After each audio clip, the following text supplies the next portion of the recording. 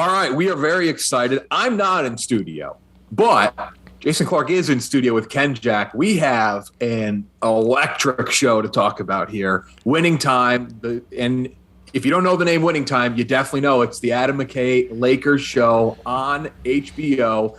This is airing on March 6th, which is tonight. This show is either premiering or out, depending on when you're listening to this. My word. But first off, how are you? How's everything going? Great, man. I'm really good. Happy to be here. New York City. You got to be excited. You're playing Jerry West. That's like, I like how we kind of say that like that's like just a small thing. You're playing Jerry West, the logo himself. No, I know. This show, John C. Reilly, you have Sally Fields in the show, Michael Chiklis playing Red Auerbach, Jason Segel's in this, Tracy Letts, the list. Adrian Brody. There's a serious cast, dude. Yeah. Solomon Hughes, ex-professional basketball player. And then, young Quincy playing Magic. Norm Nixon's son, Devon, playing him, his father. It's an insane cast, dude. One of the most amazing casts I've ever worked with. I went to the Lakers courtside to watch the debacle against the Pelicans the night before last.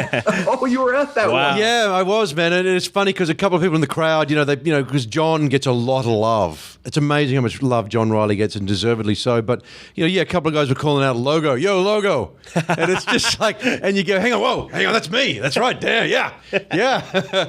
Well, I keep hoping that, I'm going to turn around, Jerry's going to be there and punch me from behind. Not at a Lakers game. You don't have to worry about that. He won't show up. No. Not a fan of them recently anyway.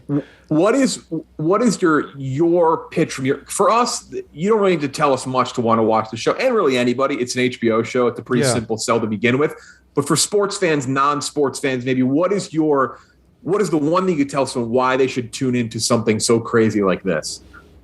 It's just a lot of fun. I mean, when we shot it and it comes across on the screen, it's a really good time. Even the drama or the more emotional stuff in it, it's still great viewing. It's great to go through it. It's the 80s has often been looked at as comedy or with fashion or with, we look back, but these people were titans. They changed sports and entertainment, and a lot more besides that, particularly with Kareem. But at the end of it, you're just having a good time. It feels good to sit in this moment in history and be reminded about everything that we can do and everything that we face and who we are. And for that, man, you can have an hour of great entertainment when you just sit down and watch it.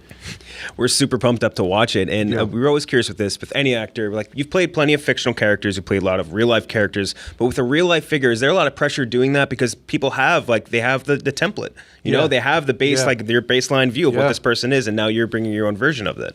Yeah, it's a great question. It is. It's because it's coming at you on different levels. They're alive, they've got a family, they've got children, and then. As the basketball coach always used to remind me, you're playing Jerry West, man. He's the logo. Every single person has an opinion or a knowledge of this guy in America, and rightly so. Jerry's a great American. He really is. But there's so much material out there, and he's such a strong personality, Jerry, from his accent to start with, from West Virginia, to the book that he wrote on, West by West himself, which he narrates with his son.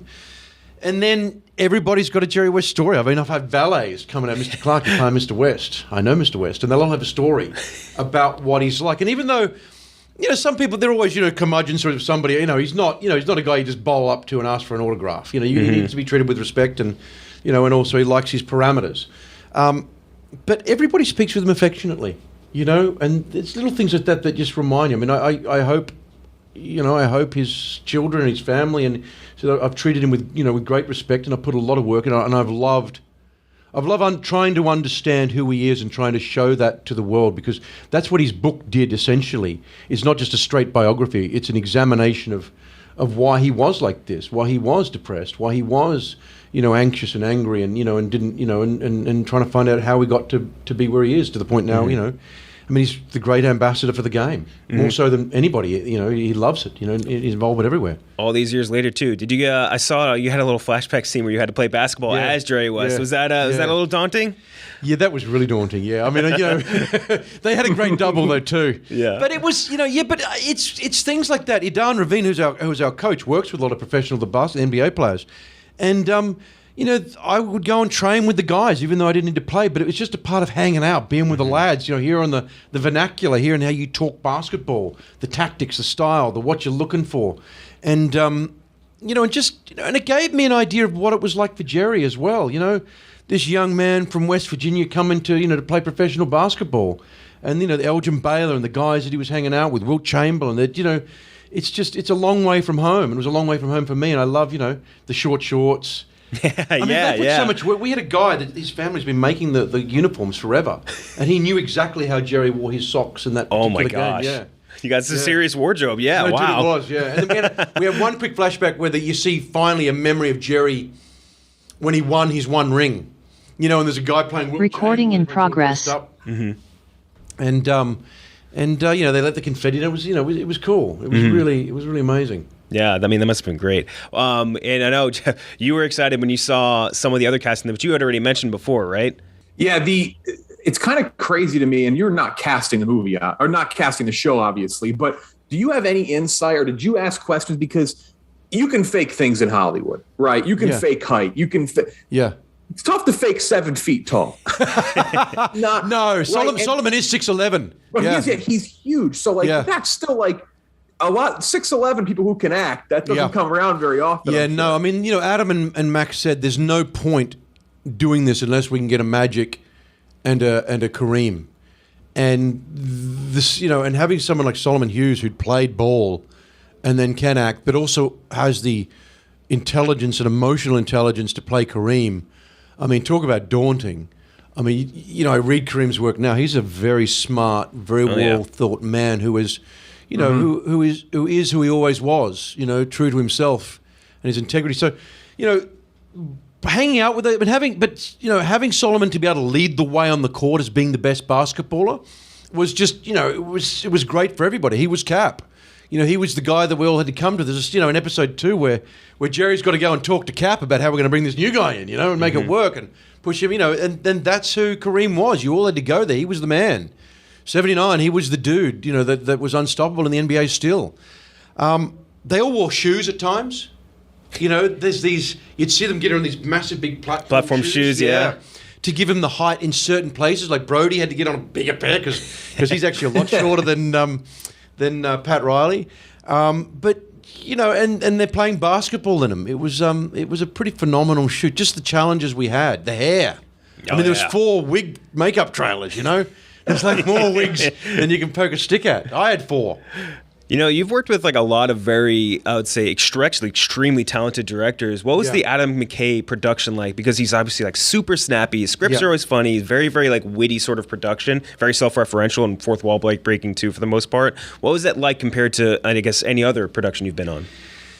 He's very trusting of everybody that walks onto his set. He gives you a lot of space, and it was very well cast, this. So there's a sense of there is no right here. There is just let's just get stuck into it, which is John Reilly as well. I mean, Reilly's one of my favorite actors in America, that there are, and I've always wanted to work with him. His comedy, his drama, he's everything. And he's done musicals, he's done a lot. And he also has a strong imagination that just, it makes it's easy to work against. And I think that's the way that Adam works as well. It's like, I love Talladega Nights. Step Brothers. It's just all right, tough love it is. That scene in the hospital. But, you just let's just go straight into it. I'll tell you when it's too much, but you guys bring it. And so it sets the bar high, but it sets the play level just as high. And so you're in there just engaging and letting it all hang out. Can I tell you a very interesting fact about John C. Reilly that I don't know if you know? Please. Did you know that he has an entire room in his house dedicated to clown paintings?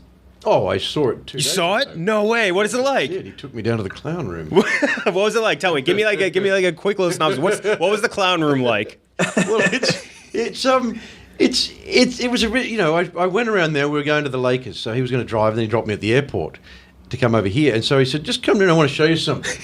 And he says, "I want to show you. I got a clown room down here." I'm thinking, "Okay, John. What's it soft and padded? And what are we going to do? We're going to roll around and."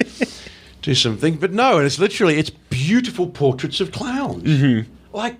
He's not kidding. It's a clown room, and there are some wonderful drawings of all different styles and all different. And he did say something kind of remember, I'm looking at some. He said, they're all, they're not all professional. Some of them are amateur. He said, but the amateur hand captures something that a professional hand just can't. There's something of the essence there, and they're beautiful. They really are. There's John's clown room, and it's just like, dude.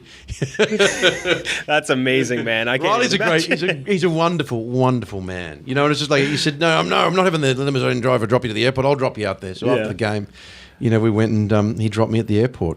Oh, that's incredible! He's a good man. We were excited to watch it. We know it's in. I know we're both big HBO fans. I would say Jeff is definitely the bigger HBO guy more to me because he's definitely. I think you've watched almost the entire HBO catalog, and they have a big slot, right? The Sunday night slot on HBO. You're filling in that's as big of a deal as it gets on TV still these days. Yeah, I agree. It's still the place to go to get well developed, well executed material on a level few can reach. It really is. Mm-hmm. This is my second thing I've done with. I did Catherine the Great with Helen Mirren. And that was the same way, and they do things properly. What's on your mountaintop of HBO? What's your top 3? Oh, well, tough. I know that's a brutal question. I know. Well, my top 1 is The Sopranos. Mm-hmm. I still think that just changed the game of what TV is and can be, and what writing and character development's about. I love Mayor of Easttown recently. Oh yeah. I really got into The Righteous Gemstones too. Oh yeah. Oh, so funny. Yeah, it really is, and when you go down to what was it, Uncle Billy? No, what was Uncle Baby Billy? Uncle Baby Bill. He's so funny. I mean, Walton Goggins is so good in that. He's so good. But just Uncle and the teeth that he had in there. Big fake teeth Uncle Baby Bill. That's like Baby Bill. But they had the little bit of the sound coming out of the teeth. Yeah. Coming out, Uncle Baby Bill. Uncle Baby Billy. Yeah. Let me show you now. Yeah. There's something going on here. As he has that little shh sound coming out of him. It's so funny. And Oz going back many years. I mean, it's just, and they're great to deal with on this. You see it. I mean, this is not, we're an R-rated. Not to say R-rated that we're, it's all nudity, sex, but no. But in terms of just allowing things to be what they are, and to show it. You have an interesting connection to one of the people in the show, Devon Nixon, who's playing his dad, Norm Nixon, in the show. Yeah. Do you know have you talked to him about your connection in a past movie role with him? Do you know what I'm talking about? No, I don't. No. He played at a young age. He played Danny Dyson in T2 in Terminator 2. And you played John Connor, who plays alongside Danny Dyson in Terminator Genesis. We've never talked about it. I had no idea. Yeah. We were just going through the list today, and I said, oh, he's acted in stuff before, and he played. I'm pulling up now. I can do it. He played Danny Dyson as a young kid in a small scene, son of Miles Dyson in T2, and then you played alongside Sarah Connor shows up to kill him, kill the dad, and they stop because the kid's right there. Yeah, that's right. Yeah. Oh, that's Devon. I had no idea. That's him. Isn't that crazy? That is crazy. And John Connor was there, and you later played John Connor. It all worked out. Yeah, but that was who then? That was playing me then at the point. That was Edward Furlong. Edward Furlong. Yeah. Oh, cool. That'd be Ed Furlong at that point. He's a fascinating guy, Devon, and playing his father. And Jerry and Norm had a very strained relationship, and Jerry talks about that in his book, how he was very, very hard on Norm, because Norm was a guard, and so was Jerry, and there was when Jerry was just so overbearing as a manager, trying to get too much and screaming. You see that in the episode 2 of our show. But I've been doing some press with Devon, and to just see he was at the game the other night too, that can really talk basketball. He's seen there through the progression of how the game's changed, and he knows what's going on in the court, and he's talking about this, and he gives insights that I just, as somebody that didn't grow up with this, don't get or don't see. And he's wonderful. I love him. He's playing his dad, dude. Like, he really is. It's pretty damn cool. Before we move on here, this is debuting. If you're listening, it's probably already out, but we were reading in the news Jeff Pearlman's book, the follow-up, that involved Shaq, Kobe, Phil Jackson, Jerry West, the architect of that team. Mm-hmm. Has there been any discussion on the follow-up and you playing a much older version of Jerry at the end of, and obviously he just came out and talked about how much him and the Lakers are really just never going to be on good terms again. Has that come up? It's come up a bit, and I actually bumped into Jeannie Buss the other night. I think, look, it's not for me to say, but it's always a complicated relationship about who is the team.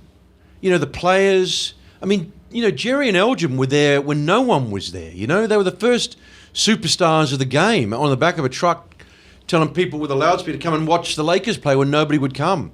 He's given blood, sweat, and tears to that. Fans are the same way. The relationship, watching them talk to the players on court about who. You have countries now that own soccer teams. And Jeannie, I was surprised. This woman owns the Lakers, one of the biggest franchises in the world, and somebody like her father is not going to come along in sports again, where he was, doing this and putting it together. And his gift and what he brought together has changed the landscape of Los Angeles as a city, let alone the sport of basketball itself. And then Magic. But yeah, I hope they patch it up. I really do. Jerry is a Laker. And he's always a Laker, and you can't ever change that. There are empty seats there at the front. I saw a few. The people weren't there. There must be a seat for Jerry at some point. And then did you know after he got Shaq to come, Jerry was so exhausted he went to hospital. No way. Yeah, dude, yeah. That makes sense. Sheer exhaustion, I imagine. He put so much. So even when he says, he's upset and there's nothing there, of course that hurts the man. I can imagine, because he's put so much everything. Yeah, he went to hospital after, he's emotionally exhausted after he brought Shaq there. Mm-hmm. And so are you already prepping your hospital scene? For if it goes on, why not? I'll be happy to come back at 60 and still have a good job. You know what I mean? I can't imagine casting Shaq. No, that's what I'm saying. Yes. Where are you going to find Shaq? That'll be I've never met anybody like Shaq. When you meet that guy, he's just bigger than everybody. He is. He's the biggest human I've ever seen in my life. There's very funny pictures of from when Jeff used to work at GMA of Shaq literally choking Jeff out. Oh, really? Every time Shaq would meet me, every time I met Shaq, he's one of the nicest people I've ever met in terms of celebrity stuff. He would always pretend to do a photo where he's pretending to choke me in a photo. It's like the funny, But he is the biggest, it's just unfathomable. It is unfathomable. But it's like that's. I love that about Jerry, that he's gone through and he's nurtured these people. And you see that even in his relationship with Magic in our show, that you've got to find a way to love the game. Yes, you've got to compete, and yes, it's given you everything, and yes, you've got to have your superstitions or your game face and everything else and go hard. But through as a general manager and through these relationships and putting together that team and the Golden State Warriors, he's really brought some unique talent and enabled them to flourish. Pretty good. Oh, man, And, as an elder statesman and as the logo, maybe he never liked it, but,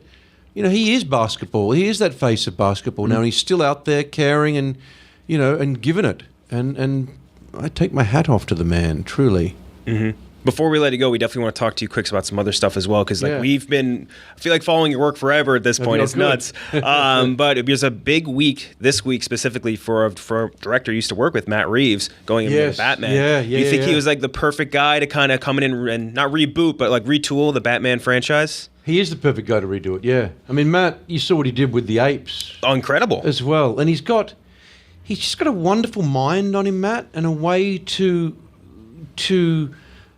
put deep, complicated thought and then simplify it in a visual language, and it's like you always struck after you've watched a Matt Reeves movie of just the complexity and the layers that are in there, but how beautifully and simply he's shown it. Mm-hmm. So I'm super excited to see the Batman, and also one of my earliest jobs was with Zoe, where she played my daughter in a movie. No way. Yeah, Yelling to the Sky, and so I met her when she was a young girl, and I was a father, in this movie that we did with Victoria Mahoney, and I've always loved that movie. It's always had a special place in my heart. I shot it here in New York. It was one of the first times I shot in this city, and it was like, for me, it was like, wow, I'm in New York City shooting a movie.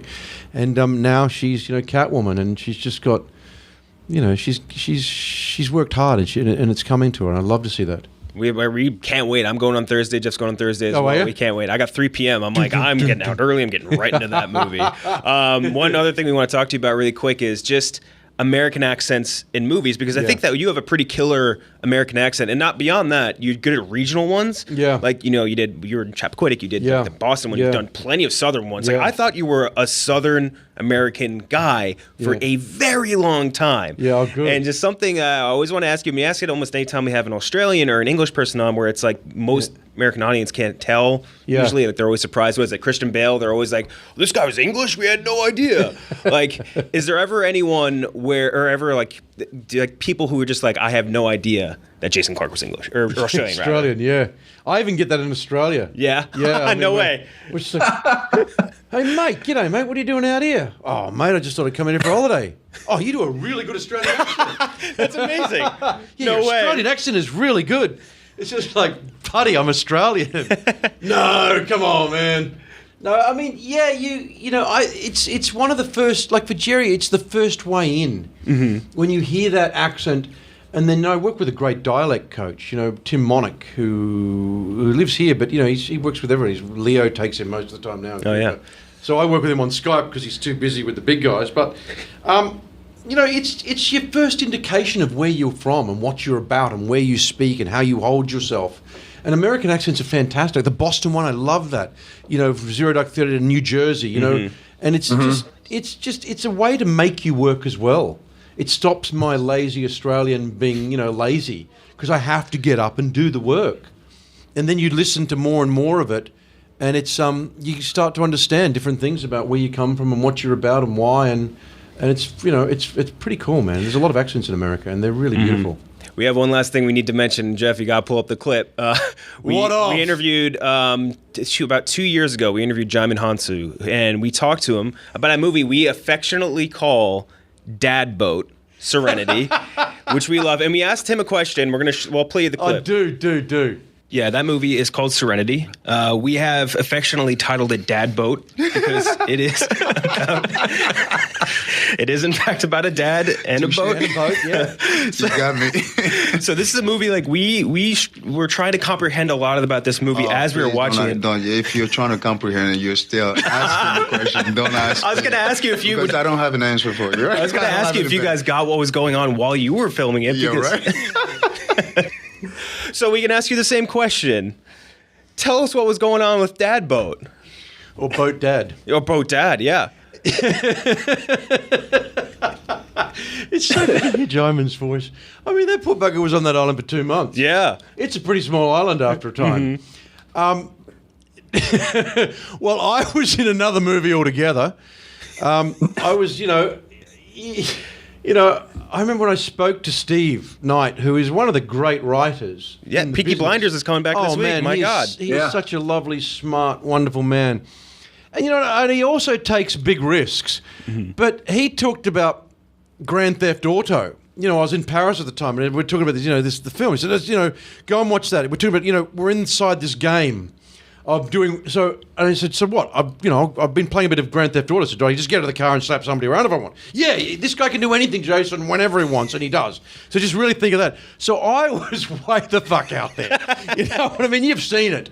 Okay, Jason, turn to camera and tell this monologue, and that was a pretty. But damn it, okay, I'm in a video game in Grand Theft Auto, so yeah, why not? Yeah.